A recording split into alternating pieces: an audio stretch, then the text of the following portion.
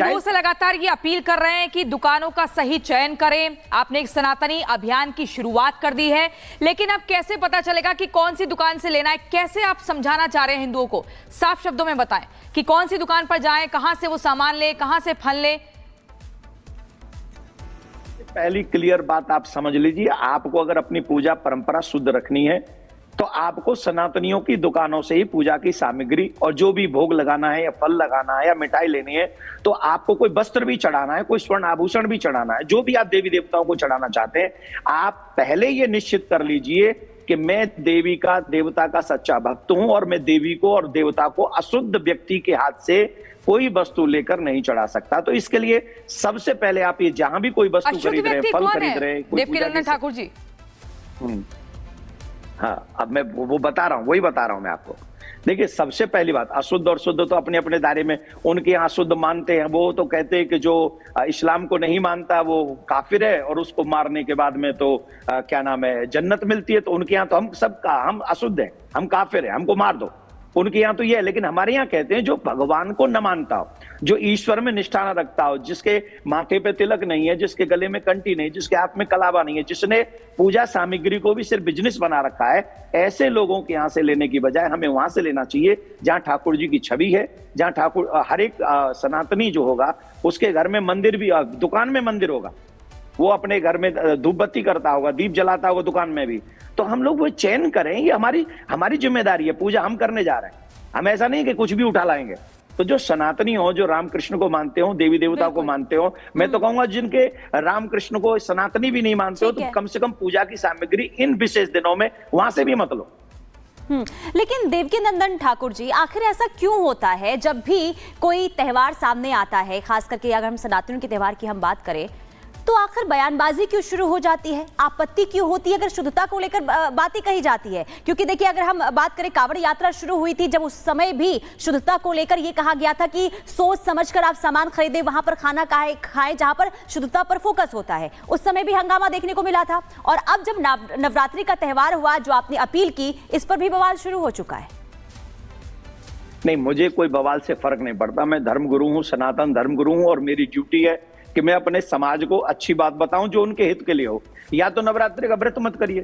आप अगर नवरात्रि का व्रत कर रहे हैं और अशुद्धता की साथ में कर रहे हैं, तो आपने देखा होगा, हम नवरात्रों के दिनों में हमारे घरों में लहसुन प्याज तक नहीं आता।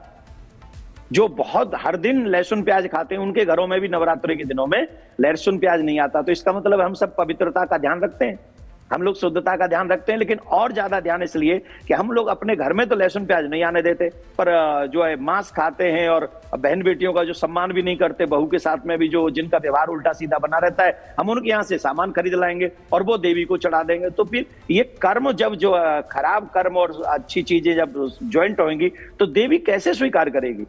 तो इसलिए धर्मगुरु होने के नाते मैं उनको कह रहा हूं कि आप शुद्धता का ध्यान रखें। नवरात्रों में चाहे वो आप वस्त्र चढ़ा रहे हो देवी को, तो आप चयन कीजिए किस दुकान से लेना है। आप फल चढ़ा रहे हैं तो आप ये चयन कीजिए आप किस दुकान से, किस व्यक्ति से ले रहे हैं। अगर आप धूप बत्ती भी ले रहे हैं, आप बतासे भी ले रहे हैं, आप लौंग भी ले रहे हैं, आप कोई भी चीज ले रहे हैं, मैं निवेदन करूंगा आर भारत चैनल के माध्यम से, क्योंकि आपकी चैनल बहुत बड़ी है, दुनिया में देखी जाती है, मैं साधुवाद देता हूं आपको कि आपने मेरी बात को संसार के सामने सनातनियों के आगे रखा। तो मैं सनातनियों से निवेदन करूंगा, पूजा परंपरा में हमें पवित्रता का ध्यान रखना होगा। अपनी अकल लड़ाओ, दिखावे पे मत जाओ। जब तक तुम्हारे विचार, तुम्हारा आचरण शुद्ध नहीं होगा, तब तक देवी देवता प्रसन्न नहीं। कैसे प्रसन्न हो सकते हैं? फिर आपकी पूजा बेकार है, फिर आपका व्रत जो आप 9 दिन भूखे मर रहे हो, उसका कोई लाभ ही नहीं है।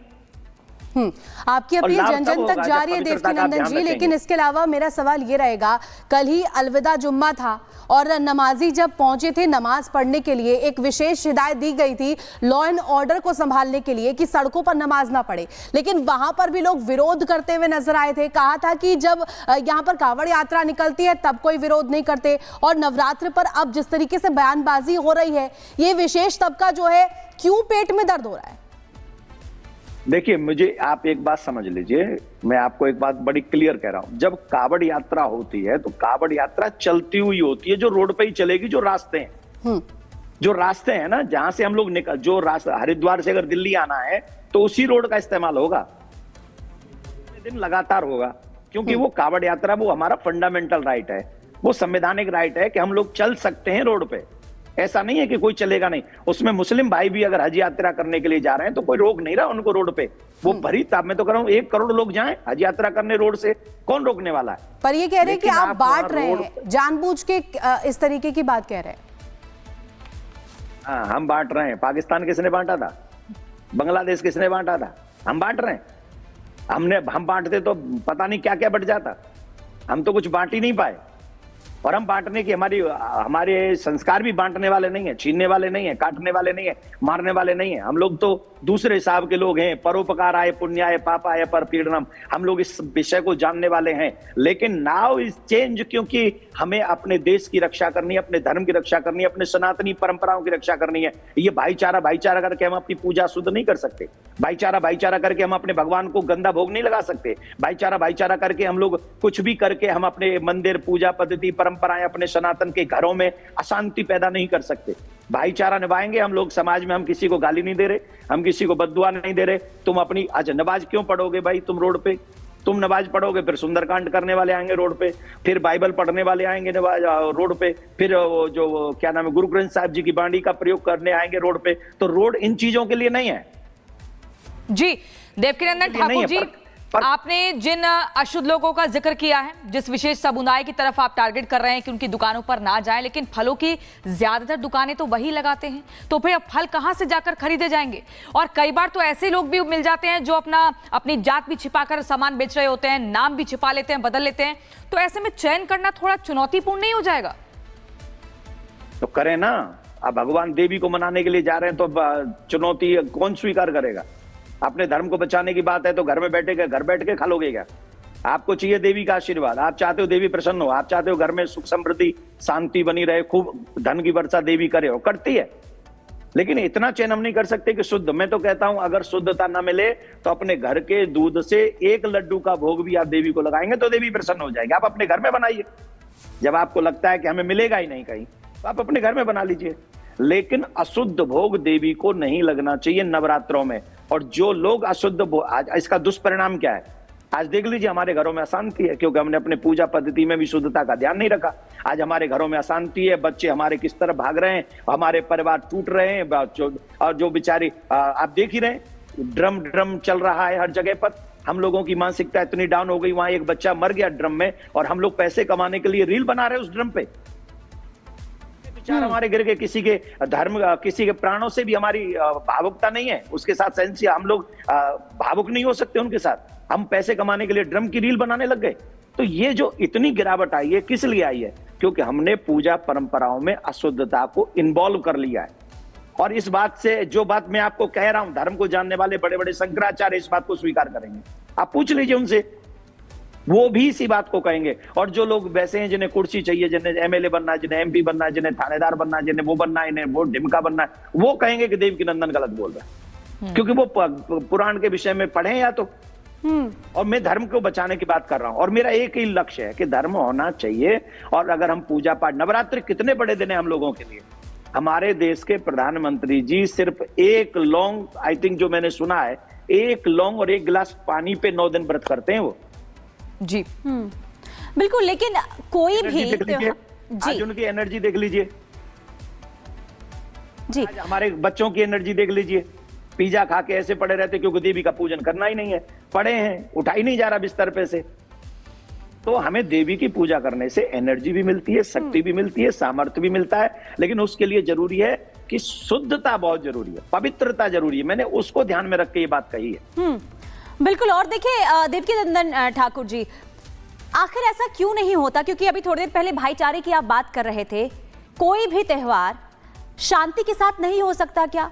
आखिर कोई भी फेस्टिवल की शुरुआत होने से पहले इतना हो हल्ला क्यों मचता है?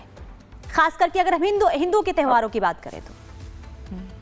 हमको एक बात बता दीजिए कि जब उनके रमजान का महीना चल रहा है, किसी भी हिंदू ने उनके त्योहार पे डिस्टर्ब किया है? किसी ने भी किया हो तो हमको बता दीजिए। हमने कहा है उनकी ईद आने वाली है, हम कुछ कह रहे हैं उनकी ईद के बारे में, वो जो करना चाहे करें, वो उनका फंडामेंटल राइट है।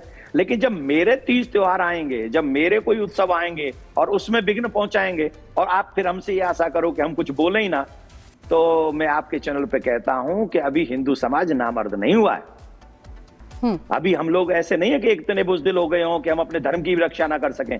हमारे शास्त्र सिखाते हैं धर्मो रक्षति रक्षिता। आप अपने धर्म की रक्षा करोगे तो धर्म आपकी रक्षा करेगा, और धर्म की रक्षा अगर आप नहीं करोगे तो धर्म आपकी रक्षा करने नहीं आएगा।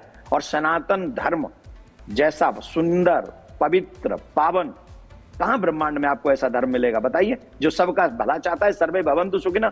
हम किसी को मारना तो नहीं चाहते, लेकिन हमें कोई मार दे ये हम होने नहीं देंगे।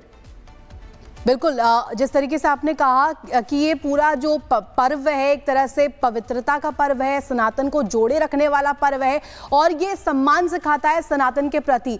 लेकिन जब देवकीनंदन ठाकुर अपील करते हैं इसी पवित्रता की, इसी निष्ठा की, तो वो कौन सा तबका है आपके नजर में जिसे देवकीनंदन ठाकुर की अपील खल रही है, और अगर थूक जिहाद पर प्रहार होता है वो भी खल जाता है? मैं आपसे एक बात पूछ रहा हूं, ये हम सब जानते हैं हम किस विषय की, किस समुदाय की बात कर रहे हैं, हम सब जानते हैं।